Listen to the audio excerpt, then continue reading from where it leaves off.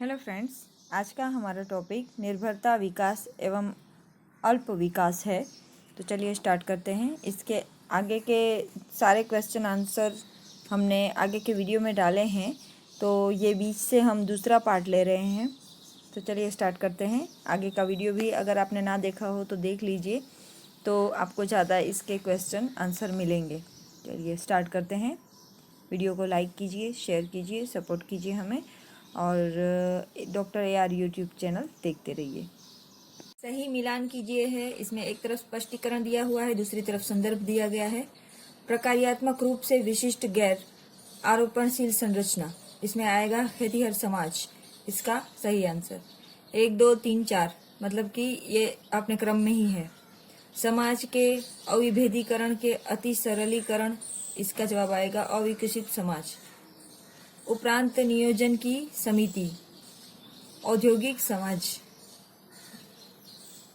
आरोपणशील विशिष्ट विकिरण प्रतिरूप, उसमें आएगा बहुलवादी समाज। उनके ये स्पष्टीकरण है, संदर्भ ये है और इसके स्पष्टीकरण में यह आएगा। इसका राइट आंसर भी था, जिसमें हमने सही मिलान किया। नेक्स्ट, ये भी सही मिलान करने का है। ऐसे क्वेश्चन अभी ज़्यादा बन रहे हैं, इसीलिए ऐसे क्वेश्चन लेना जरूरी है। तो हम इसको आगे थोड़ा देख लें। ल्यूशियन पाई, इसका सही आंसर है 1 2 3 4। इसमें भी 1 2 3 4 ही है। तो ल्यूशियन पाई विकास संरक्षण से संबंधित है। उनके सिद्धांत कौन से हैं? तो विकास संरक्षण के सिद्धांत ल्यूशियन पाई के हैं। रिग्स जो है वो विकास पदों के सिद्धांत दिए हैं। हंटिंगटन ने राजनीतिक ह्रास का सिद्धांत दिया है और आइंस्टाइन ने राजनीतिक अवरुद्धि का सिद्धांत दिया है। इसमें भी सही मिलान करना है। ब्लूप्रिंट उपागम कौन है? तो 3rd नंबर पे इसका सही जवाब है पहले से ही विकास के लिए योजना बनाना। ब्लूप्रिंट उपागम की विशेषताएं क्या है? तो पहले से ही विकास के लिए योजनाएं बनाना ब्लूप्रिंट की विशेषता है। ज्ञानार्जन उपागम, तो ज्ञानार्जन उपागम में आएगा 2 नंबर पे है, जो आवश्यकता के अनुसार परिवर्तन करने के स्वातंत्र्य की प्रक्रिया। फिर उसके बाद है, इसमें 1st नंबर पे आंसर है इसका उत्पादन केंद्रित उपागम। तो यह इसकी विशेषता है कि मानव संसाधनों की अपेक्षा पूंजीगत संसाधनों का प्रयोग करते हैं। और जन केंद्रित उपागम, इसमें इसका जिस राइट आंसर इसके सामने ही दिया हुआ है, 4 नंबर पे है। व्यक्ति एक कर्ता के रूप में जो उद्देश्य को स्वयं परिभाषित कर सकता है, इसका यह विशेषता है। जन केंद्रित उपागम की यह विशेषता है कि व्यक्ति एक कर्ता के रूप में जो उद्देश्य को स्वयं परिभाषित कर सकता है। अभी नेक्स्ट लेते हैं। तो नेक्स्ट इसमें भी है, निर्देश दिया हुआ है। इसमें 616 से 618 तक के प्रश्न जो है वो ऐसे ही है। ए और आर इसके ऑप्शन दिए हुए हैं। इस ऑप्शन में ABCD में कैसे सेट होता है, ये सारे ऑप्शनों में ऐसे ही सेट होता है इसका आंसर। तो ये हमेशा आपको याद रखना है। किसी भी क्वेश्चन में अगर ऐसे दिया होगा कि ए सही है और आर मिलान कीजिए, उसके ए और आर के साथ में जब ए एक कथन दिया होता है, आर स्पष्टीकरण होता है। अगर ए और आर दोनों सही है तो उसमें ए आएगा कि ए और आर दोनों सही है और आर ए का स्पष्टीकरण है, तो उसका आंसर ए आएगा। जिसमें ए और आर दोनों सही हो तथा आर ए का सही स्पष्टीकरण ना हो तो उसका आंसर बी आएगा। सी में ए सही रहेगा लेकिन परंतु आर गलत रहेगा, और डी में ए गलत रहेगा और आर सही रहेगा। हो गया क्लियर? ये चारों ऑप्शन जो है वो सेम ऑप्शन रहते हैं सभी क्वेश्चनों में। तो आपको क्वेश्चन देखना है, उसका कथन देखना है। कथन अगर सही है लगता है, उसका जो कारण है वो सही लगता है, तो उस हिसाब से आपको उसका आंसर चॉइस करने का होता है। चलिए स्टार्ट करते हैं। तो 616 का फर्स्ट क्वेश्चन है, अंतर्युद्ध काल अवधि के दौरान संपूर्ण यूरोप में उदारवादी दल मजबूत हुए। अंतर्युद्ध काल विधि के दौरान संपूर्ण यूरोप में उदारवादी दल मजबूत हुए। विभिन्न प्रजातंत्रीय दलों के द्वारा उदारवादी सिद्धांत स्वीकृत किए गए। तो इसका आंसर डी है, मतलब कि ए गलत है और आर सही है। यह जो है वो गलत कथन है कि अंतर्युद्धकालीन विधि के दौरान संपूर्ण यूरोप में उदारवादी दल मजबूत हुए, यह गलत है और आर सही है। विभिन्न प्रजातंत्रीय दलों के द्वारा उदारवादी सिद्धांत स्वीकृत किए गए। चलिए नेक्स्ट लेते हैं। दबाव समूह प्रत्यक्ष एवं अप्रत्यक्ष तरीके से भारत की राजनीति एवं नीति निर्माण की प्रक्रिया में भाग लेते हैं और इसका कारण है वे अपने उद्देश्यों की पूर्ति के लिए सत्ता में आना चाहते हैं। तो यह कारण गलत है और यह कथन सही है। इसका सही जवाब सी आएगा। एक सामाजिक आंदोलन सामूहिक व्यवहार का वह विशिष्ट प्रकार होता है जिसमें कार्य करने की अभिप्रेरणा सदस्यों की मनोवृत्ति एवं समाज की चुनौतियों से पैदा होती है। इसका कारण दिया गया है। सामाजिक समूह एवं आंदोलन अपने उद्देश्यों की प्राप्ति के लिए हित समूहों एवं राजनीतिक दलों का सहारा लेते हैं।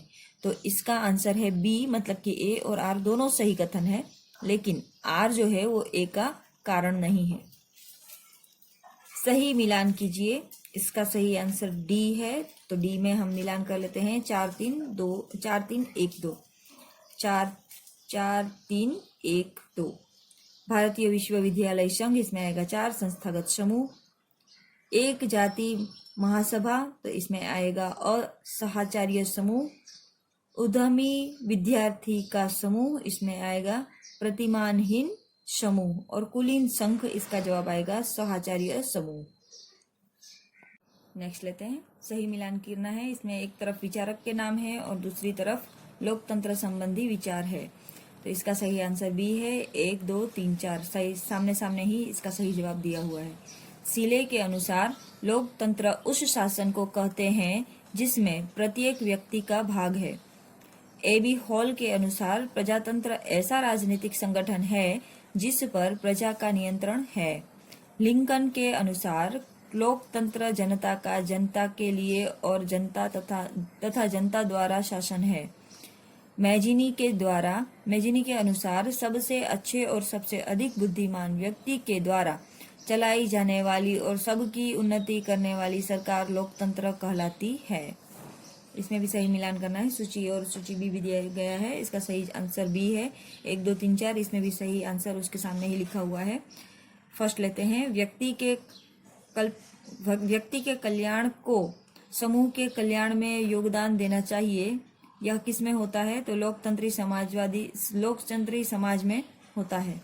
स्वतंत्रता, समानता और बंधुता का नारा कर्तव्य, अनुशासन और बलिदान के नारे से बदल दिया गया। यह नाजीरवादियों का कथन है।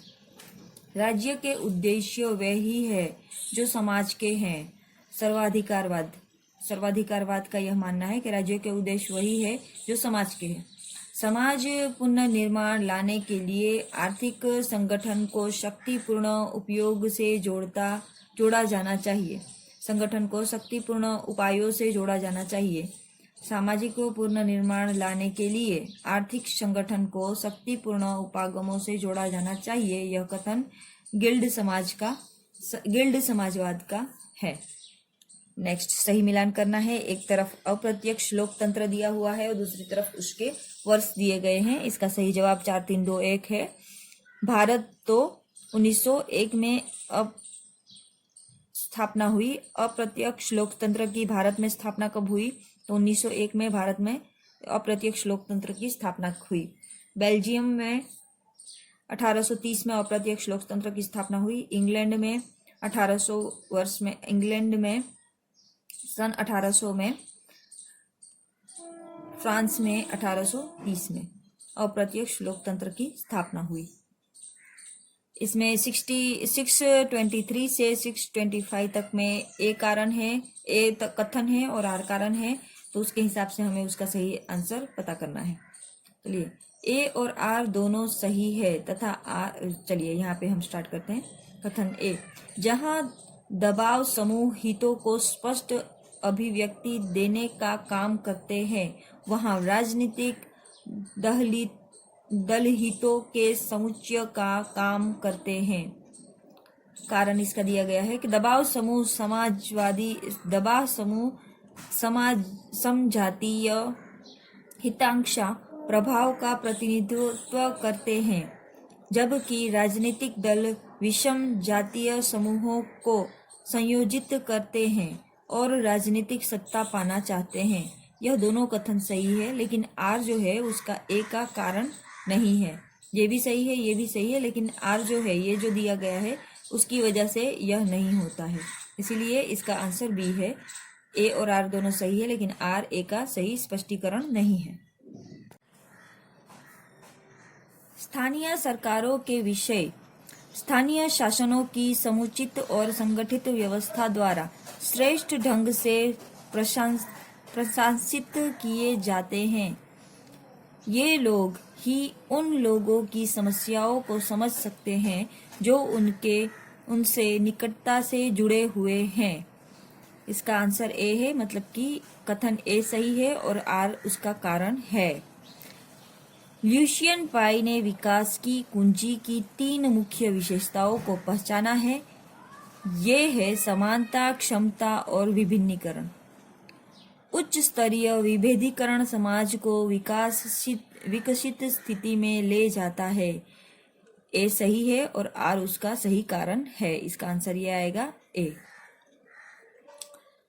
परंपरागत तानाशाही, यहाँ पे प्रशासनिक रूप है और दूसरी तरफ देश है, तो यह प्रशासनिक रूप किस देश के हैं वो हमें बताना है। तो इसका सही जवाब है 3, 1, 4, 2। परंपरागत तानाशाही, तो इसमें आएगा मॉस्को। नौकरशाही अभियान, तो उसमें आएगा थाईलैंड। बहुतंत्रात्मक प्रतिस्पर्धात्मक, इसका आएगा आंसर फिलीपींस। और प्रभुत्वधारी दलीय संग्रहण कहाँ पर है, तो वो थाईलैंड में है। चलिए हो गया इसका सही मिलान। 3, 1, 4, 2, 3, 1, 4, 2 सॉरी। तंजानिया में प्रभुत्वधारी दलीय संग्रह देखने को मिलता है तंजानिया में। तो 3, 1, 4, 2 हो गया इसका सही जवाब। नेक्स्ट लेते हैं, सही मिलान कीजिए। इसमें है विचारक एक तरफ है और दूसरी तरफ लोकतंत्र संबंधी विचार है। तो प्लेटो जो है उसमें आएगा 3 नंबर, लोकतंत्र अज्ञानता का शासन है। प्लेटो का विचार था कि लोकतंत्र अज्ञानता का शासन है। अरस्तु का क्या विचार था, तो अरस्तु का विचार था लोकतंत्र शासन का विकृत रूप है। और हेनरी मेनन का क्या विचार था, तो विचार इनका था कि अज्ञानी और मूर्ख मनुष्यों के शासन को प्रजातंत्र कहते हैं। और फ्रॉग का क्या विचार था, तो फ्रॉग का विचार था कि प्रजातंत्र अयोग्यता का सिद्धांत है। 3, 1, 4, 2। प्लेटो में आएगा 3 नंबर का, लोकतंत्र आज्ञा का सिद्धांत का शासन है। फिर उसमें आएगा 1, अरस्तु लोकतंत्र शासन का विकृत रूप है। और हेनरी मेनन मानते हैं कि अज्ञानी और मूर्ख मनुष्यों का शासन ही प्रजातंत्र कहलाता है। फ्रॉग का मानना है कि प्रजातंत्र अयोग्य का सिद्धांत है। नेक्स्ट, सही मिलान कीजिए। इसमें मिलान करना है, एक तरफ लेखक है, दूसरी तरफ उनके पुस्तक है। इसमें आएगा 3, 1, 4, 2 मॉन्टेस्क्यू, तो इसमें आएगा 3 spirit of the law. Eastern, तो इसमें आएगा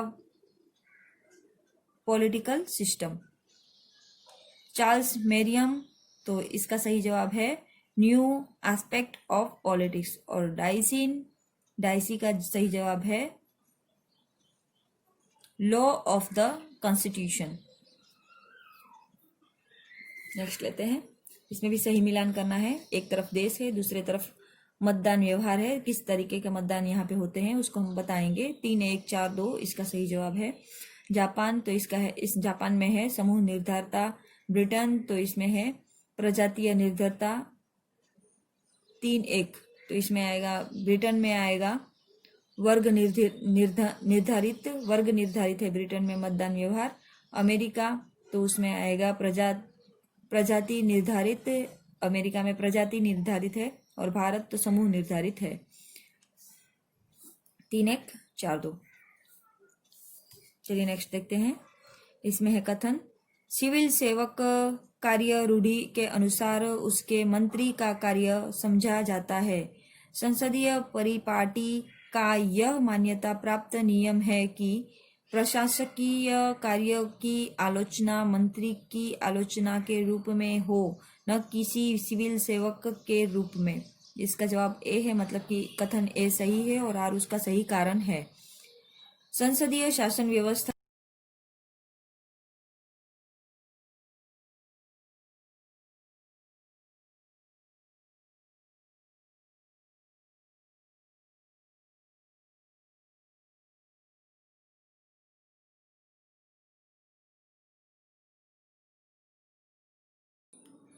निर्भरता, विकास एवं अल्प विकास के यह एमसीक्यू क्वेश्चन यहाँ तक ही हम लेते हैं। अभी और भी आगे एमसीक्यू क्वेश्चन है इस टॉपिक के, तो हम उसको दूसरे पार्ट में लेंगे।